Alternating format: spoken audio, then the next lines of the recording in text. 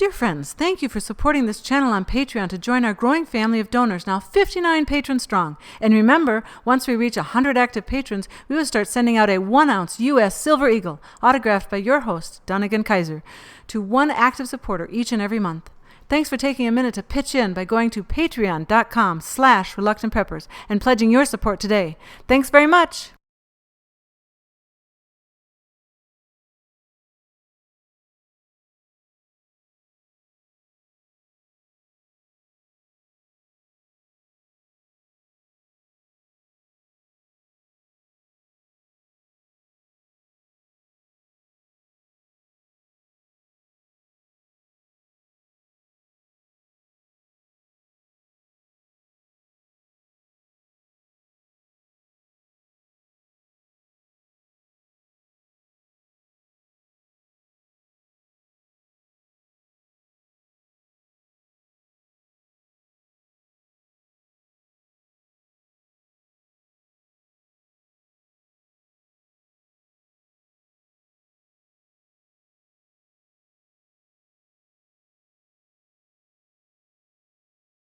Welcome back, Reluctant Preppers. We have a first-time visitor tonight. We're glad to have Erin Scott, the founder of our YouTube channel, Erin T. Scott, here with us on Reluctant Preppers. She's been following our channel for some time and is an expert not only on solar installations, but also on food, raising your own food and becoming self-sufficient. She's got a real passion for helping connect people who are like-minded, and she's here with us on Reluctant Preppers to tell us more about what she's got going and how we can find out about resources that will help us to be more self-reliant. Erin, thank you so much for joining us on Reluctant Preppers. No, thank you, Dunagun. To me, this is my pleasure to join you in the efforts that you've done. We are all of like community, and it's amazing how we've been coming together more and more as the years have progressed. Our movement or ideology has been growing. The awareness of some of the stupid things that we've been doing in this world is coming up. I mean, people are starting to go, oh wow, look what's going on around us. So yeah, I started, I'm guessing around about the time you did, but I didn't push my channel as far as a YouTube business or a YouTube channel per se. I was just putting up videos to help people because, well, let's put it this way. Quite frankly, we're looking at some major changes, globally, economically, geopolitically, environmentally. There's a lot on our plate, and when I first woke up, around the 2008-2009 time frame, I'm an engineer. First off, let me digress a little bit and give you just a little bit of a background. For most of my career, I was a surveyor and civil engineer. I've worked for companies on both sides of this continent in 10 different states, and I was at the top of my career in 2007 when the housing market popped, and I went from $120,000 a year income to $45,000, and then to zero. And one of the things I say is, the quickest way for somebody to get red pilled is to have them get hit in the wallet. And when you get hit in the wallet, you're going, oh no, what do I do? Well, being the engineer that I am, I started looking for the structural issues, and I understood really quickly by watching just a handful of YouTube channels, the first ones out there in 2009 and 2010, that were talking about the financial problems. And when we didn't see the problems get fixed with the monetary system, and they just started printing and printing and printing and QE this and QE that, I realized, oh, this isn't going to end too well. So yeah. I went back because I couldn't get a job for such a long time with the surveying career that I had. Right. I went back and I re-educated myself as a solar installer. I looked at strategic relocation, and I was re-engineering everything in my life. I saw things as, oh my goodness, what is the real outcome of this? And of course, there are a lot of doom and gloomy kind of scenarios out there. And for me, it boiled down to something simple, I just had that interview with David Morgan, and I don't know if you saw that part where we were talking about, some of the dystopic pictures that have been put into our minds, like, The Postman with Kevin Costner. So I got this little image in my head of, well, we're going to all come down to, small communities, and, everything's going to get really, really ugly, and the best you're going to have is a little group of people that you got with you. So that's what I focused on for a few years. And this thing drug on and on and on. And so I eventually just started opening up more and more online. And the more it drags on, the more you realize, hey, maybe I do have another week to help somebody. Yeah. Uh-huh. Yeah, right. that's an interesting. Okay. That's an interesting aspect that you would bring to that, because a lot of people. It's funny. I would say the majority of people have no clue, no concern, and then there's a minority who have some intuition, gut feeling that something just doesn't seem to add up. But that's the way the world is, so they move on. And then there's others who are just like really concerned, but some have been waiting for a long time and going, doubting themselves, thinking, well, it just keeps on keeping on, so maybe I'm the one that's wasting my time doing any kind of countercultural preparedness steps, or denying myself. Instead, why shouldn't I just be kicking up my heels and joining the party and acting like happy-go-lucky, like tomorrow's another day? And then there's others who say what you just said, and that is, every day that I get is a chance to grow myself and to help others and to reach out to others as well. And that's a very rare combination of both enough concern to be paying attention, enough optimism to want to do something about it, and enough generosity of spirit to guess to reach out and connect and think, none of us can make out of this alone. We're only going to make it through this together, which is probably just the opposite of what any powers that be are hoping we'll be doing. And sometimes we feel that opposition. We feel we get demonetized because of so-called advertiser unfriendly content or whatever, but we just persist, and we persist. So, and I don't know about you, but we've certainly doubted ourselves and thought, why are we doing this? I just should have introduced you in the beginning, my beautiful wife, Melody Kaiser, co-host of our new channel, healingyourself.life. But I reason Melody's with us on this Reluctant Preppers episode is because we had talked about addressing things people can do to get more self-sufficient and self-reliant, and that really Melody's been the gatekeeper into our home from the beginning for things like nutrition and herbal healing, opting out of the traditional is not the experimental medical system that we're in, and leading us to consider home birth, and being the main anchor person for our homeschooling of our 5 kids, and on and on. So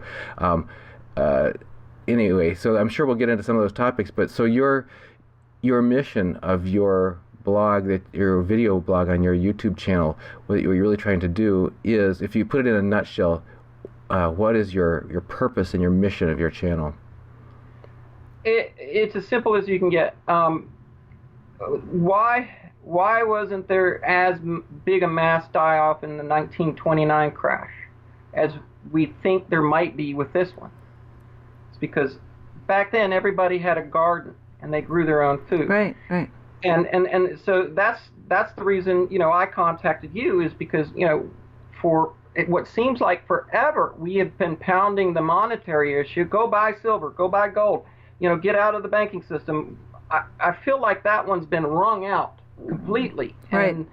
And for me, the easier thing to do is, there's a lot of people who can't afford to buy silver. Exactly. Even with their tightest budgets, the easiest thing is to grow your own food. And like I was saying to David, and I got to say something about David. David looks so much happier when he can, how do I say this, let his hair down in my interview and your interview.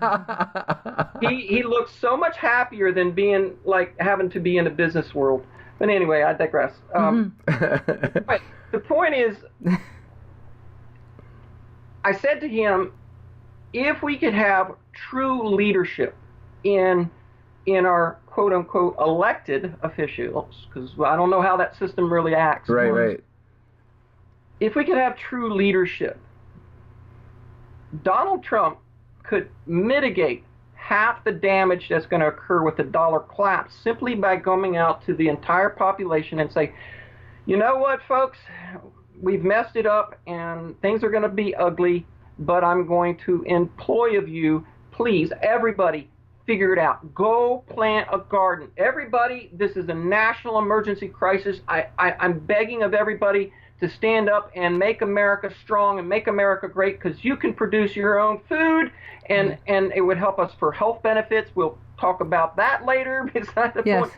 But somebody who has that kind of pulpit, right, that's what makes me question things when who's really for us or not, and that's why we have to speak out, with each other, to those who are listening to us on these topics of being self-reliant, because having money is one thing, but being able to produce your own food means you don't have to have that money, or you can use what money you do have much wiser. Right. I can't begin to tell you how free I feel in producing all my own food. There's a handful of things that I don't do the milks and cheeses yet. I have been with communities where we were working on that, but the political aspects of the community are challenging. One of the things that I'm working on with my channel is trying to work together a community that can come together. There's a lot of us. Well, Dunagun, we have been so divided in so many ways on so many topics and so many issues. And in your interview with David found some of the most beautiful words to describe that, and I can't even begin to put it in quotes. It was he said it when I was waiting for this evening, and he said it, and I'm like, wow, what brilliant words about we are divided, and we are not coming together. Right.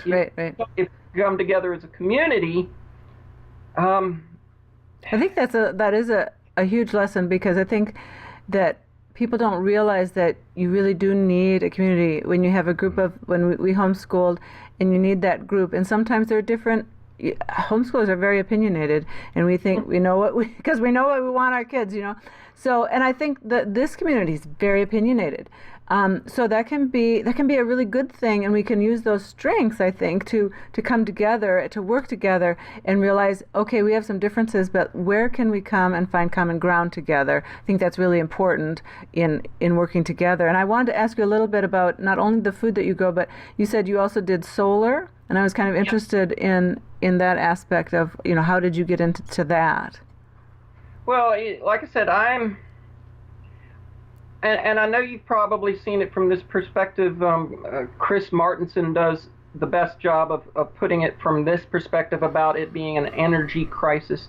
I saw it as being an energy crisis back in 2009, before we actually were fully collapsed in that little incident that we went through. So, I don't know what it is about it that drew me to it. Maybe just solely the independence, but most of what I've done, well, let's put it this way.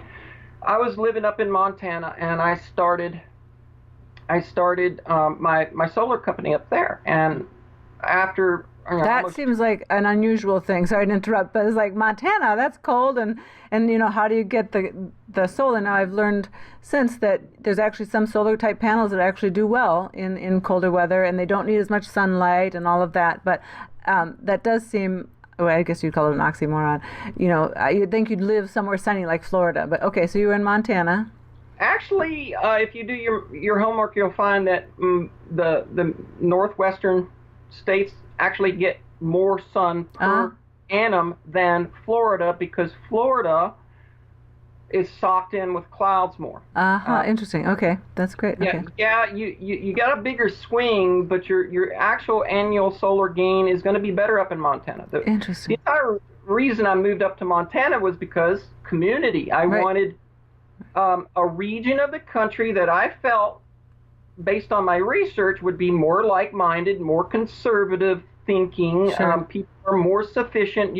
Generally, the further north you go, the harsher conditions there are anyway, and the Right. tougher people are going to be as the closer you get to the equator. I remember an Yeah, acquaintance exactly. of ours in the Yep. Twin Cities who said he kind of liked being, after living in, I think he mentioned some California city, but in contrast, he said, I kind of like it up here in the Twin Cities. He says that when it's minus 40 degrees outside, it kind of keeps the riffraff out. Yes, it does. Yeah, you made me think about that a minute ago. I just got to interrupt because you were talking about people being strong-minded in the preparedness community or the homeschooling community. Right. Whenever you have this sort of self-selecting community of people who are basically opted out of the mainstream or opted out of the easy flow, they don't go with the flow, they're going against the flow. I remember Chesterton said even a dead thing can go with the flow. It takes Yes. a living thing to go against the flow. Right. And I thought about that. You know, it's interesting because, like, just being in the United States, I mean, our ancestors that Yeah. came here all opted out of something. They showed a lot of gumption or a lot of chutzpah or a lot of whatever it was that they brought to this country. So we've come from roots, from stock that's quite confident and hopeful. And anyway, so up the farther north you go, maybe it just keeps getting stronger and stronger the farther north you go. They don't expect life to treat them easily. That's why I think the elite have worked so hard to tear this country down, because they know this country was born from that independent thinking. Yeah. And in order to gain control over it, they had to tear that out. And they've done a fine job of tearing it out of a lot of people, but I don't think they won that battle yet. I mean, I think there's enough people in this country that there's a lot more. Our awake and aware community has grown substantially, and I would hazard a guess that our portion of the population is far more than just 10%. That we're probably reaching closer to 15 or 20, and that's why we are finally so close to this thing finally cleaning house. So how did your dreams come true in Montana? Did you find that conservative and supportive preparedness community, like-minded people you were hoping for? No. They were all awake, and there's a lot of they're good people, but I would end up doing talks in prepper meetings, and they were prepper meetings where there'd be 30, 50, 80 people that would come together. Wow. And my message there is the same as it is on my channel. Now, on my channel, I go across all kinds of topics because money is sexy. Planting beets isn't. So I try and work it in to what I do little by little, so people can gain a little tidbit here or gain a little bit there and try and work it. But no, when I was doing these talks, most of the people who were awake were the older generation. Yeah. And that's because they had lived long enough to understand it. And when I was trying to get these people to go out and plant a garden, I just got lashback. It was like, no, we got our beans and rice. And I'm going, but that's not food. That's not nutrition. That's not what you need. and that'll run out. So for me, the main reason I decided to move to where I am now was after, 8 years of living there, I've watched the climate change there. And, I know you're familiar with Cliff High. I started following his work, and that was one of the pieces of information that led me into the understanding that we're not going into global warming. We're actually going into a grand solar minimum. And, last year, middle of June, my garden's growing up all around me. You can go see my videos, and then we had a hard freeze. You can't protect against that. And no matter where we go, I think my message is we've got to grow food. We got to get back to local production. Right. Now, so you could, I suppose, protect if you had a large enough greenhouse, right? I mean, that would protect you yes. quite substantially. Which I built. I have built the hoop houses. You go check out my channel. Building the hoop houses. I even build the wood stoves to go in the hoop houses. Interesting. If you really get cold, you could conceivably grow year round. And then again, until they stop spraying up there in the skies, root crops, vegetable root crops like beets and carrots and onions and potatoes, they're not so much affected by the aluminum and barium and strontium and all the metals that are filtering down on them. But your greens, your kales, your lettuces, the herbs that you're going to dry out, those kinds of things that you're going to eat the leaves, you don't really want the metals on them. So that's why I also advocate being able to grow indoors or put together some kind of growing systems. Right. That would be to important. shelter your more sensitive crops from fallout. You got it. And suppose in the worst case scenario happened, and we did have some nukes popped off. Some form of roof would help keep that deposition from your soil where you're going to grow at too.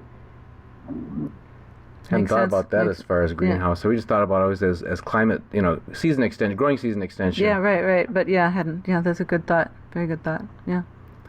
So as an engineer, that's what I've tried to do, is look at my world as a structure, and where do I have a weak brick or weak footer or foundation, or is there a wall, that's got something, that's not. I want a strong foundation, and that means you got to rethink everything that we've done. Now, you mentioned early in the interview about being off-grid for several years. What does that mean to you? What does off-grid mean to you, and what level of independence have you achieved? For me, self-reliance is the hard thing for most people, and it's hard for me because it means 100% independence. Off-grid, and I'm not 100% off-grid. Where I'm at right now, I am on some city water, but I am on solar. The guys down at the town didn't really like me being they wanted me to be on the grid because we have a forced main for the sewer here in this little lot. But I proved to them I could, run it all. So for me, off-grid means independent from all systems. Okay. Independent from your food system, independent from the power system, independent from your water. Homesteading, true homesteading, like the folks that we talked about who settled this place. They moved out here into the middle of the country. They found a piece of land, and that was it. They didn't have power lines. They had to figure out where they were getting their water. They grew their own food, that kind of thing. Now, I don't think we necessarily need to have everybody on there, but when you talk about a small community, that community itself should be able to support itself. Right. So that's my focus, and that's get your systems independent of the big boss man there. What about heat? You didn't mention heat. What do you do for that? I built a wood stove, and that's how do you build a wood stove? Is that like brick or? No, it's out of metal. Oh, you fabricated. Okay, all right. Okay. Out of sheet metal. See, here's the thing. I was going to buy one, but I wanted to be able. All right, so I want one source of energy. Okay, if that source of energy goes, we're all screwed, and that's that big burning, ball in the sky. As long as I've got the sun, plants and trees should grow, and I've got electricity. So my electricity is for internet, it's for lighting, and for radio communications, assuming we might need them. Power is for those electronic devices, and for my freezer and my refrigerator. Heat is all done with wood. So right now, we get up every morning, 5:30, 6 o'clock in the morning. We throw a bunch of wood in the wood stove. We put some pots on the stove right now because I don't have my system installed here. But I built and designed, that was one of the very first videos I put up, was how do I be able to enjoy the creature comforts and hygiene that I enjoy now, because if systems go down, people are going to get stinky quick, Yep. I want to be able to take a hot shower. So right. you could not buy a wood stove that had a hot water jacket in it. Uh-huh. So I came up with a simple box. I built a hot water jacket in it, and when I do get the property that I want and the house I want, I'm going to install it so that if I need to heat water, all I got to do is throw a little bit of wood in the wood stove, and gravity works from there. It thermal siphons up to the water tank that we have, and then gravity feeds it down. All I need is a little bit of pump, electrical pump from the solar, and I fill the tank out of the well. Real simple, real simple. They found systems like this in archaeological digs that are thousands of years old. Wow, interesting. We were quite privileged just this last winter to visit Israel and Palestine, and there's a town built by the father of the famous King Herod that we know in the Bible. His father was also King Herod, the builder, they called him, in 70 B.C. Built the town of Caesarea on the western edge of Israel currently, or what was the eastern edge of the Mediterranean. And in there were these mosaic-lined hot tubs and steam baths, and there's like a false floor below the steam baths, and that's where the fire would be, so that all the channels, and they had the hot baths and the cold baths and the steam baths, and it was amazing. And this was over 2,000 years ago. It was really incredible. Yeah, really much. So we've got.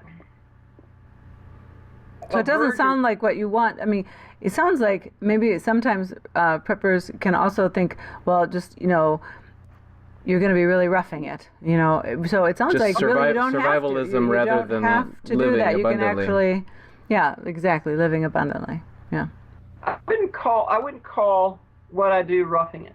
Mm-hmm. I would say I have different daily habits. Yes, different daily habits, but I don't have a job anymore. And matter of fact, I haven't worked a job for 8 years now. Okay. Now, I do take on projects because I like to help people in my community, and I've like I said, I've built wood stoves, I built greenhouses and hoop houses, and I've done a lot of solar installations. I only do off-grid ones now, but I do any system that I can help somebody become independent with their energy needs. Yeah. That I'll do. So it's freedom, and it's freedom in a way that I don't know if many people can understand until they do it. I mean, I get up, I do what I want to, and if I feel somebody comes along that wants my help, then it's done out of joy, because I really enjoy gifting the skill sets and the knowledge that I have. It's a blast. So there is a lot of joy in the freedom that I have. You mentioned a little while ago about taking that inventory. You said you approached it as an engineer, thinking about your life as a structure, and are all the foundation bricks in place and all the walls found. I know we certainly evaluated looking at, okay, let's just start down the list of priorities like water and food and then heat and power and shelter and protection, all these things, communication, and we started to take baby steps really at addressing some of the worst of the worst. But there are significant ones that we just still haven't solved yet. We just realize, okay, we're still vulnerable in this way, in this way, in this way. We're dependent on municipal, whether it's electricity or natural gas supply. So we try to stock up on propane tanks so we could at least cook food on our grill, that kind of thing, or provide some alternative. We've got tons of batteries for emergency lighting. We've got some other things, but it's really baby steps in many of the areas that we've taken. Some stored we water, haven't felt like we could move to the place where we want to create. Yeah, we live in a neighborhood with we found out at our closing for our house. Maybe you say we found out when we toured the house, but I forgot till they handed us a packet of deed restrictions at closing for our house, and they said, "Oh, by the way, these are some things you want to know about what makes your neighborhood so special." And one of the things that makes our neighborhood special is you can't have a garden. Yeah. And it's like, what? No, What? Because your folks got a garden. Yeah. Your grandma had a garden. Right, yeah. My grandpa had a garden. Yeah, I had a we- garden. yeah. We had a garden. We had a smaller yard. Both our and- families and- gardened in every yeah, generation up yeah. to now. And now, Well, we even had a garden in Minnesota, Yeah. and we had a small yard. so now So- we put pots on our deck. You know, Yeah. We've had, But, there are people in our neighborhood who get away with it. So if we want to put in a garden, I'm sure we can. we always So- congratulate people. Oh, I love those sunflowers along your house. Oh, I Yeah. really love those. Yeah, The way those. so- It's just people around here. I don't know. Maybe we'll just revolt at some point, and we'll just overthrow, and we'll just have a people's revolt, and we'll all start gardening or something. But Yes. that's one of the challenges we're facing. Is Right, is that- not the right place at the right time. Yeah, that's part of it. Is you, like you said, you moved big time to try to go find a place where you could get the right setup, the right community, the right support to do what you needed to do, and that's one of the things that we've been kind of like thinking, when's the right time for that? I would say after silver's up over that $300, $400, $500 an ounce. That's when I'm planning on purchasing, and I'm looking for. Yeah. I'm looking for a large tract of land. One of the things I'm hoping to do is be of service to more when the time comes. I think all of us who are stackers do have a responsibility to aid when the time comes, and I totally plan on having enough land for that. I've got a few couples that I've been working with for the last year that I've met through a series of conversations I did on my channel called Building an Intentional Community. And well, some worked, some didn't, because people are different. But the idea is we are not really ready to go yet, and make because our leverage to do so has been restrained, has been capped. Mm-hmm. So I see, Dunagun, I see one of two possibilities for you. Either things come down and restrictions be damned, and Yeah, you exactly. plant in a garden, or maybe you pack and move, and Right. you look for a place that where you could have some goats and chickens. If Yeah, you want. right.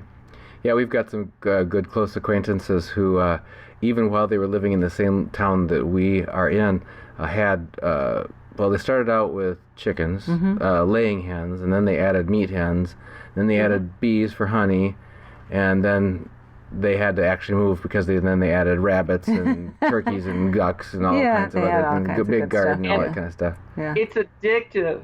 Yeah. You go back into my channels, videos, you can see the videos I did with the breeding of all the animals, my turkeys and my chickens and the goats. I show you my goat babies and my pigs. Now I've left the bigger four-leggers back there, but I want them. I miss having my animals. I miss going out and feeding our big hogs. Yes, we used them for food, but they still brought joy to our life for the their lifespan that we had them. When you Right, when you right. had goats, did you milk them? Because you mentioned you haven't done dairy. No, I have not. One of the reasons I advocate so intensely on having a large enough community is because people's likes and dislikes vary. Right, and, exactly. And I would rather go spend my time in a woodworking shop. I love to do that, and I'd rather have somebody in my community that wants to milk goats. Yeah. I will do it by myself if I have to, but so far we're not at that point. Maybe one day I have to. Maybe it is everything I need to do. I mean, because there are some practices that you have to share work on. Otherwise, you become enslaved to them. And let me give you an example of that. Since moving down here, I'm an outward person. I like to get out and meet people and stuff. And one of the things I was looking for when I first got down here is a source for raw milk. I do not like drinking processed milk, so I managed to find a local dairy farmer, and he's doesn't have a big herd. He milks about 30 cows, but it's what he does twice a day, 365. He does not get a day off to go anywhere and do anything. And that's hard. And you can see it. And he's only like 6 years older than me, and he looks so much older. He looks like he's in his 60s because it just wears him. Yeah. I've been trying to talk to him about, options that he could have, but, I think about it. And I'm going, I'd love to have a dairy cow where we could have fresh milk. And I wouldn't mind milking, but there's no way I'd want to do it, twice a day, 365. It's rough. It is. But if you have a community of people, okay, let's just say, throw out the example, all right, Dunagun, you're going to move down here and you're going to buy this, 50 acres next to my 100 acres, and my other buddy's going to buy this, and we're going to set up, all right, we want fresh milk. One cow can provide enough milk for 8 or 10 families. Right, yeah, and if somebody wants to go on a vacation, they can, because somebody will take care of the cow then. That's really important when you're looking at that, because you don't want to stop some of the fun things you do in life and being overburdened by having to take care of all the creatures that you do want. But I get that very much. Yeah. It's interesting because Henry David Thoreau and others have talked about, do we own our possessions or do they own us, and that kind of thing. And that's one of the things that people want to intentionally opt out of from our modern world, is that consumer lifestyle where we're so addicted to our electronics, we're so addicted to our possessions and everything. But ironically, as you point out, that there can be another trap you fall right into if you go the isolationist, survivalist route or whatever is now I got to do it all myself, and all of a sudden I'm addicted to that new routine. I'm not addicted to it. I'm just a prisoner to it. I can't set it down. Well, human beings are social creatures. We need contact and connection with each other. We just do. We're not very, very, very few of us are ever truly loner spirits, because it doesn't work. It does weird things to the mind when a person's by themselves for too long. It also does weird things to the mind when too many are crowded into big cities. I've seen that. That's true. Yeah, that's one more. I think. There's I think there's supposed to be a kind of a natural selection amount that tribe or that balancing point, that balancing point tends to be around about 130 to 140 people in one small community. Right. Yeah, where you get enough circle of a trust. Right. Yeah. I think the anonymity of living in a huge city doesn't do people well, because I think they really start not being respectful to each other. Whereas when we live now in a small community, and people wave and are more respectful. We were shocked coming from the big city in Minnesota that people could leave their pumpkins out. They could leave their manger scenes out. Here, they can, without fear of damage. Without fear of damage. In Vandalism. Minnesota, they would steal things, every time. and sometimes our pumpkins would get smashed. Yeah, and our brother-in-law who said he said it's really strange living in the Twin Cities. When he was there for college, he said, you go into restaurants here, nobody looks around to see who they know.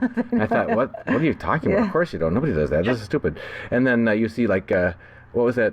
Crocodile Dundee, where he's introducing himself to passersby on the New York City sidewalk or whatever. I'll be in town for a few days. Yes. But here, lo and behold, we moved to a small town, and now when we go out to breakfast, we look around to see who we know. It's like, hey, this is kind of a nice feeling. Right. Yeah, it is. Yeah. It is. I grew up like that, and I miss it, because our social structure is broken down, so where it doesn't exist like that.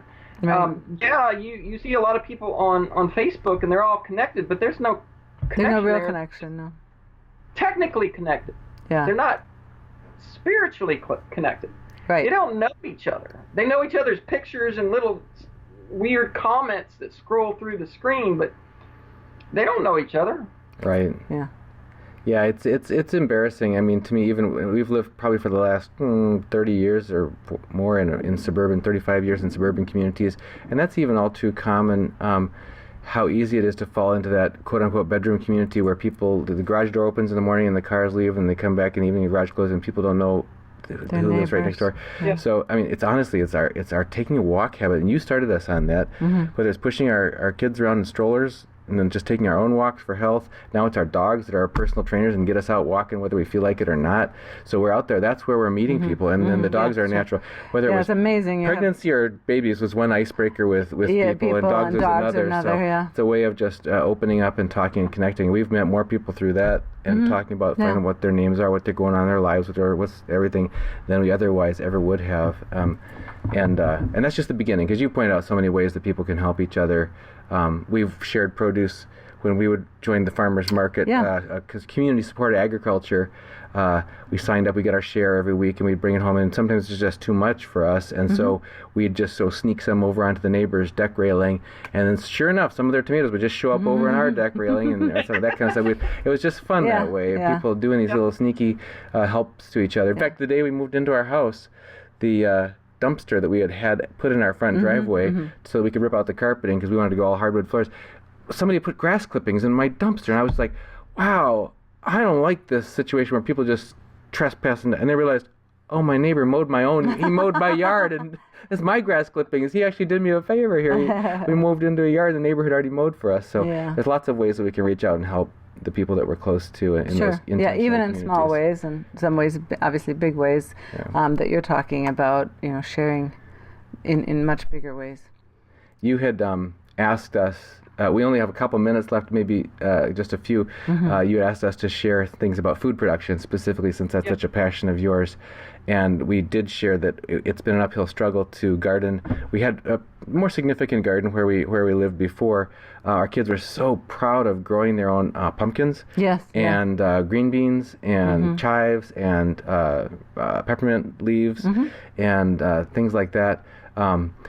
We after moving here and kind of being discouraged by the restrictions, we finally said, oh, heck with it. Just put, I think it was like 8 pots out on the deck, and we're growing a wide variety of different types of cucumbers. It's one of our favorite vegetables. So good.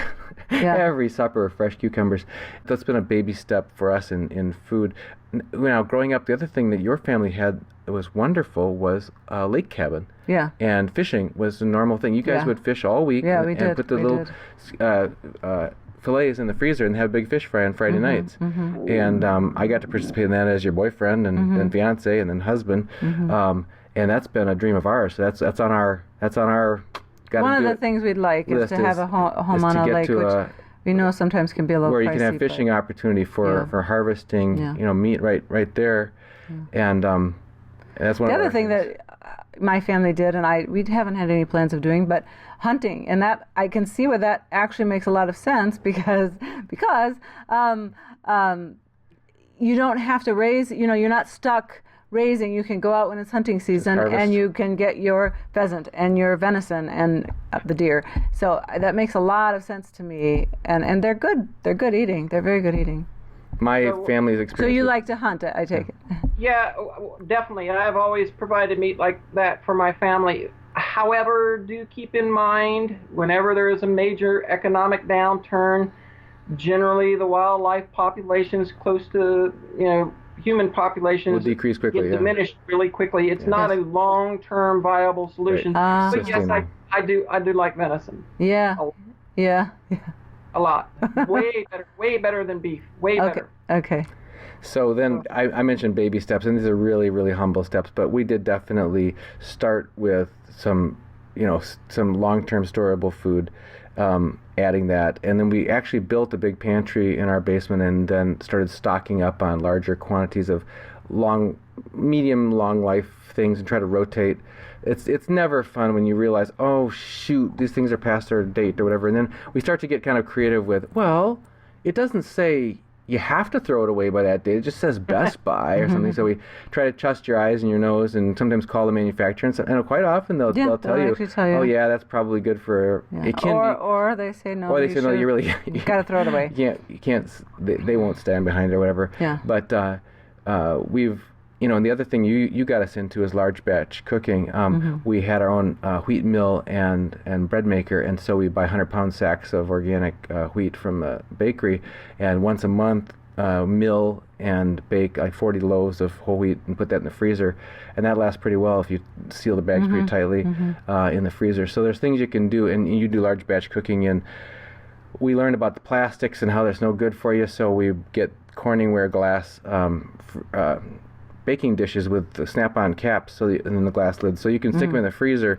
So you'll make a very large batch. Yeah, I don't like to cook that much, so you make large batches. It's nice to have stuff in the freezer I can take out. We bought a restaurant-sized stock pot with a paddle the size of a canoe paddle to stir it with, and the largest crock pot that we could get, and so make these big batches, you call them mega batches, and store maybe 4, 6, 8, 10, 12. Now that does obviously take electricity in a freezer. That's when you said electricity for the freezer. It's like, we always worry about that. Is okay, that if our power goes out, what's our plan B? And we thought, Melody, do you do any canning at all? No, I don't like canning. We took the step. We went to Lehman's Hardware in Kidron, Ohio, and in their clearance room, we bought a case of canning jars. So we've got one step. And that would have been hit. If you wanted to can, I was like, you do the can. I don't mind freezing. I love to freeze things. Yeah. That you can once the vegetables and fruits are in season, freeze them. I just think they're fresher. I don't know. Yes, I just think it's just better for you. So, but you're right that takes a freezer, and you can't, if you've got canning, it can stay for a couple of years. It's very stable. So you're right in that sense. There are different methods of food preservation: drying, fermentation, freezing, and canning. From a nutritional standpoint, I'm sure you'll agree with me on this, Melody, but live is the best. Oh yeah. Yeah, true. Live, blanched and frozen or frozen is second best. And when you do cook, you do destroy some of the nutritional content, because what you really want is all those plant enzymes. Right. That helps with the digestion and stuff. Right. Those are the things you want in your food. But I've been canning most of my life. I've got probably 45, 50 cases. Oh, that's funny. Now, they're only about half of them are full now, but I've got a lot. Yeah, that sounds like a lot. And I lost my train of thought because I was gonna freezing mega batches. Oh, nutritional value. We got into juicing, which again takes some. We got to give the credit on that one to our daughter-in-law and son. Yeah, they gave us, once they heard that we were suffering from Lyme disease and candida, they said, you guys really need to get into juicing because of the nutritional value. You can get so many more nutrients out of the fresh juicer. Yeah, and it's really been great. It really is good stuff. It gives you lots of good fiber. Maybe we should do a juicing video. There you go. I don't know if anybody would be interested, but it would be fun. Yeah, will be. Yeah. Anything that you can do about talking about nutrition, maybe we get together and do a video for your other channel specifically focused on how to produce the most nutritional food, because that's a great idea. There's a lot of information that people need to wrap their heads around about what and how they eat it, and what's better and such. So maybe that's something. Right. True. I think you're really right, because you had mentioned, maybe you mentioned it now, but you can't eat gold and silver. You can't. You've got to have sources of food, and one of the best things to do is to have it fresh. And obviously in a garden, sustainable. The second best is, to have some. We do have a very large pantry that we have a lot of stuff, but obviously fresh is better. You get your nutrients, and there's more nutrient dense, especially if you build the soil, and that's a great topic also to do, is how do you build that soil so you get the good selenium and the copper and everything that's in that soil. So important. So those are good topics to get into. I was just going to mention that we're running short on time, and we'd like to circle back another time to talk about some of that. Yeah, I think nutrition is a good one. Raising, harvesting, selecting, preparing, and serving food to maintain optimal nutritional properties. That'd be great. We've been talking with Erin Scott. She runs Erin T. Scott YouTube channel, and she's a solar installer and food producer and networker. So, Erin, thank you so much for joining us here at Reluctant Preppers, and we're delighted to join you on your channel as well. It has been an absolute pleasure, Dunagun and Melody. We'll have to do it again. Sounds good. Thank you. Thanks. Take care.